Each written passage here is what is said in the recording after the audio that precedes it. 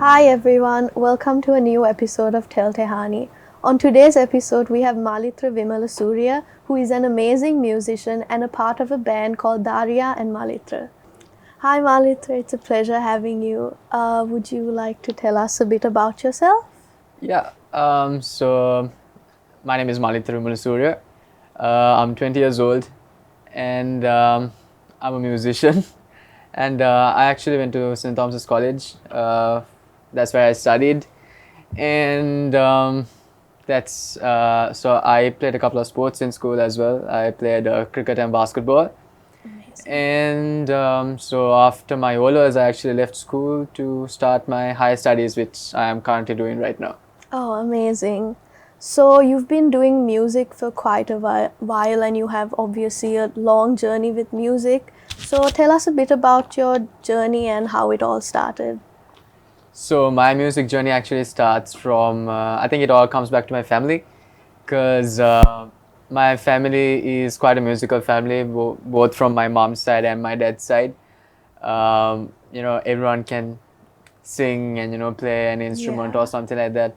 So I think music has always been around and it's always been there in my life. Yeah. So yeah, I So guess you that's how the... got into it. Yes. Yeah. Okay, so you started performing live, I'm assuming from church, and through the years, how have you grown as a performer, and when did you start performing? Yeah, I think as you said, in church was like the first time I properly, got up on stage and performed. I think that really helped me to kind of get the gist of what it is to be on stage and performing in front of people. Yeah. And then afterwards, which I actually started performing live in school. I think in grade 8 was my first performance. I was really nervous, obviously. Yeah. But I think ever since then, I have been performing quite consistently. And, Yeah.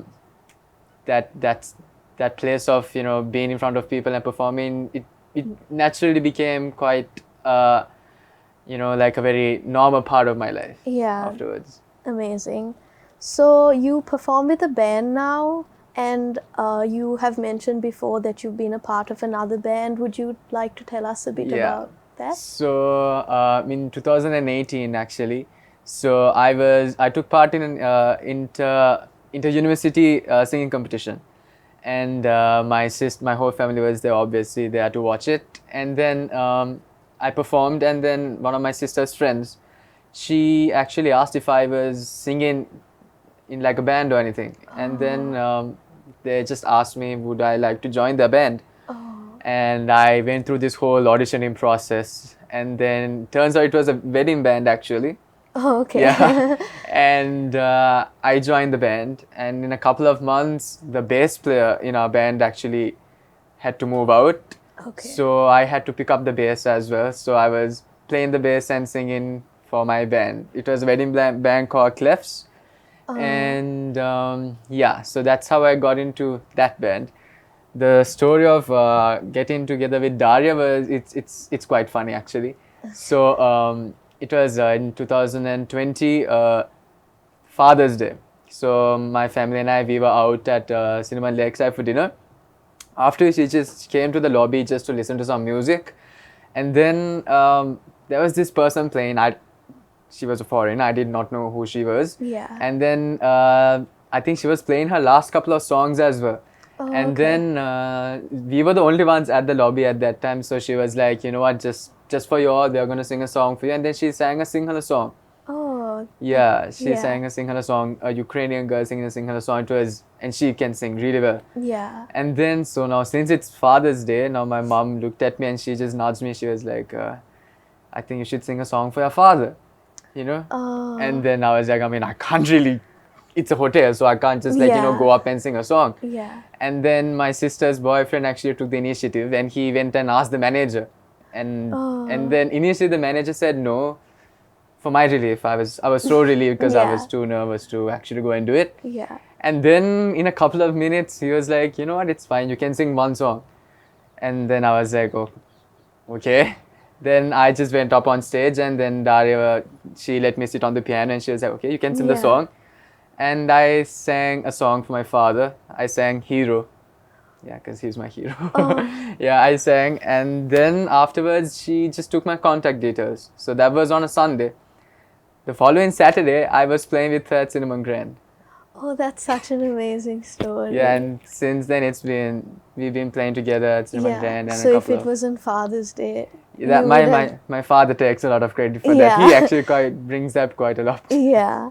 So obviously you've been performing with her for like a really long time, right? Yeah.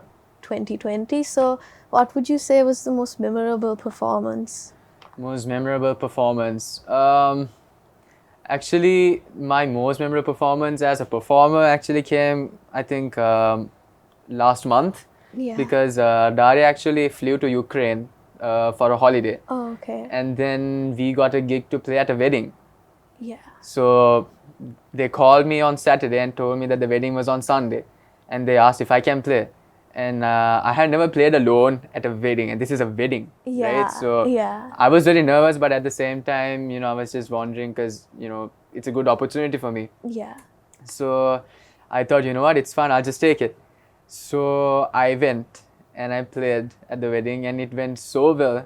It Wow. went really, really well. At the end, so it was a morning wedding. At the end, the guests actually asked me to stay for the after party, not as a performer, but as a guest. Oh, that's so. That's a nice story. So, very memorable performance. Definitely. So, you do a lot of gigs for weddings, as you have mentioned, and obviously other places as well, Cinnamon Grand and stuff. So, what is your preparation process like? You're obviously nervous before it, so. Yeah, I'm quite nervous. I'm really nervous. Actually, last week I was performing with my cousin since Daria is out. Yeah. And my aunt, she told me yesterday that she noticed just as I sat at the piano to start the sessions that my legs were like shaking. Oh. That happens to me a lot. Yeah. And I think that's how I put out my nerves. Because I Okay. get really nervous even though I have performed a lot. Yeah. That initial 5 to 10 minutes is very, very nervous. Yeah. But then nerve-wracking. after that, you get the. Yeah, then you're like, Yeah. then you're like, okay, I'm used to this. So Yeah. like, So, but before the performance, do you like have a routine or? Yeah, so normally while I'm getting dressed, I do a couple of vocal warm-ups. Yeah. Yeah, but I think I should, pay more attention to actually doing lots of preparation, because I realized the days that I properly concentrate and do my warm-ups, I tend to perform better than the days that I'm like, you know what, it's fine. I sang in the morning so in the evening it's going to be fine. But like, yeah, warm-ups is something that I usually do. Very but important. It's very important, definitely. Yeah. So, tell us about okay, you've told us about many funny performance, but what was the most funny performance experience you've had? Actually, I've had a couple.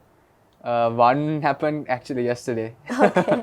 So I was performing with my cousin, and I was with her. We were practicing, and then she was like, okay, do you need lyrics for this song? And I was like, I don't need lyrics for this particular song, but for everything else, send the lyrics. Yeah. Right, so she made the Word document with all the songs in order and everything, and now we are performing the last set. And now the song is there, but not the lyrics. Oh. Okay?